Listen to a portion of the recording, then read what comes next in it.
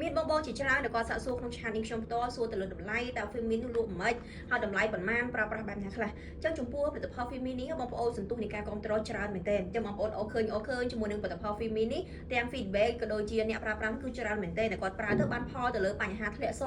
ការរមាស់ការក្តៅការកាហាយផ្សាមានឡើងពងបែកឡើងកទួលមានការដោះសាច់មានការកើតប្រមេះពេលដែលគាត់ប្រើវីហូបនេះទៅគឺប្រើទៅបានជាចុះបងប្អូនចង់ដឹងថាតើតម្លៃប៉ុន្មានប្រើប្រាស់ទៅបានផលដូចគេផ្សព្វផ្សាយមែនអត់អញ្ចឹងចំពោះផលិតផល Femin នេះបងប្អូនគឺយើងមានតម្រូវទៅលើតាមអាការៈអ្នកជំងឺផ្ទាល់តែម្ដងអញ្ចឹងពេលដែលបងប្អូនឆាត់មកគឺយើងត្រូវការពិគ្រោះនិងប្រឹក្សាយោបល់ជាមុនសិនដើម្បីដឹងពីអាការៈសុខភាពបងប្អូនមួយព្រោះជាធម្មតាម្នាក់គឺបញ្ហាជំងឺគឺផ្សេងគ្នាទាំងអស់អញ្ចឹងកាលណាដែលយើងអត់ដឹងពីបញ្ហាប្រភពព័ត៌មានបងប្អូនទាំងអស់គ្នាទេអញ្ចឹងយើងអាចដាក់កញ្ចប់មួយណាដែលត្រូវជាមួយនឹងបញ្ហាបងប្អូនទេអញ្ចឹងសង្ឃឹមថាបងប្អូនដែលគាត់មានបញ្ហាសុខភាពធ្វើការប្រឹក្សាយោបល់អញ្ចឹងបងប្អូនឆ្លៀតត្រឹមតែ5នាទីឬក៏10នាទីដើម្បីធ្វើការប្រឹក្សាយោបល់ដឹងពីបញ្ហាជំងឺដឹងពីការថែទាំសុខភាពហើយពេលដែលបងប្អូនយកផលិតផល Femin ទៅប្រើប្រាស់គឺឃើញផលលឿនគឺបាត់លឿនសិនជាបងប្អូនទាំងអស់គ្នាទាំងបងប្អូនស្ត្រីដែលគាត់ចង់ដោះស្រាយទៅលើបញ្ហាសុខភាពដែលទុកបញ្ហានឹងរ៉ាំរ៉ៃយូរហើយរកដំណោះស្រាយច្រើនហើយប៉ុន្តែមិនទទួលបានលទ្ធផលអញ្ចឹងបងប្អូនអាចតាម Telegram នេះខ្ញុំតបបាននេះខ្ញុំនឹងធ្វើការពិគ្រោះប្រឹក្សាយោបល់រក្សាការសម្អាតជូនបងប្អូនទាំងអស់គ្នាតែម្ដងអញ្ចឹងមានចំណុចអីអាចឆាតចូលបានអរគុណ